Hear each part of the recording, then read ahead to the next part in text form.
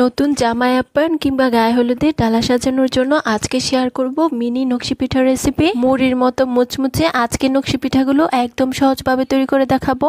এই রেসিপিটা দেখলে বাচ্চা থেকে বড় সবাই কিন্তু নকশি পিঠা তৈরি করতে পারবে। তাহলে চলুন দেখে নেওয়া যাক মিনি নকশি পিঠাগুলো কিভাবে তৈরি করছি। প্রথমে চুলায় একটা কড়াইয়ে দিয়ে দিচ্ছি 1 কাপ পরিমাণ চালের গুঁড়া। এখন একটা হাতার সাহায্যে অনবরত নেড়ে চেড়ে এই চালের গুঁড়াটাকে আমরা ভেজে নিব।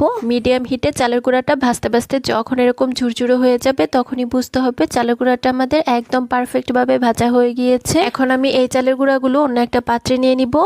তারপর একই প্যানের মধ্যে দিয়ে দিচ্ছি 1 কাপ পরিমাণ পানি, 1/4 চা চামচ লবণ। এখন লবণটাকে পানির সাথে নেড়েচেড়ে মিশিয়ে নিচ্ছি। তারপর পানিটা যখন খুব ভালোভাবে ফুটে উঠবে এর মধ্যে আমি চালের গুঁড়াটাকে দিয়ে ঢেকে দিব 1 মিনিটের জন্য। এখন অনবরত নেড়েচেড়ে পিঠার জন্য একটা ডো তৈরি করে নিব। দেখতেই পাচ্ছেন অনবরত নেড়েচেড়ে পিঠার জন্য আমাদের ডোটা তৈরি করা হয়ে গিয়েছে। এখন এই ডোটাকে অন্য একটা পাত্রে নিয়ে নিব। যেহেতু এই ডোটা এখন অনেক গরম রয়েছে তাই এটা ঠান্ডা হয়ে যাওয়ার পর আমরা মথে নিব। 5 মিনিট পর ডোটাকে আমি খুব ভালোভাবে মথে পিঠার জন্য একটা সফট ডো তৈরি করে নিব। পিঠার জন্য এই ডোটা আমাদের একটু সময় নিয়ে খুব ভালোভাবে মথে নিতে হবে। এই ডোটা যত বেশি মসৃণ ভাবে তৈরি হবে পিঠাগুলো কিন্তু অনেক বেশি সুন্দর হবে। আমি 5 থেকে 7 মিনিট অনবরত মথে পিঠার জন্য একটা সফট ডো তৈরি করে নিয়েছি। এখন এখান থেকে কিছুটা পরিমাণ ডো আমি আলাদা করে নিচ্ছি। এর মধ্যে আমি ফুড কালার অ্যাড করব। আমি এখানে অরেঞ্জ ফুড কালার অ্যাড করছি, আপনারা চাইলে অন্য যে কোনো কালার অ্যাড করতে পারেন। এখন সাদা ডো থেকে ছোট একটা লেচি কেটে নিচ্ছি। তারপর এটাকে বোর্ডের উপর নিয়ে গোল শেপ দিয়ে দিচ্ছি। তারপর একটা বেলনের সাহায্যে বেলে ছোট একটা রুটি তৈরি করে নিব।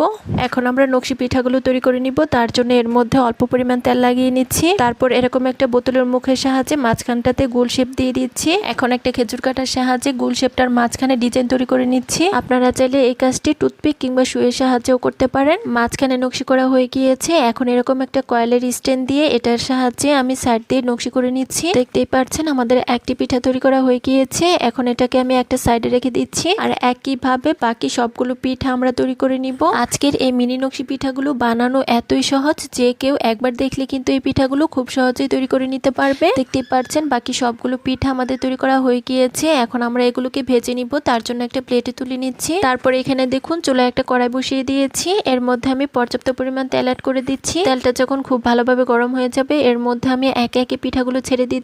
আর উল্টে পাল্টে পিঠাগুলোকে আমি মুচমুচে করে ভেজে নিব। পিঠাগুলোকে আমি 5 থেকে 7 মিনিট মুচমুচে করে ভেজে নিয়েছি। এখন এগুলোকে আমি তুলে নিব।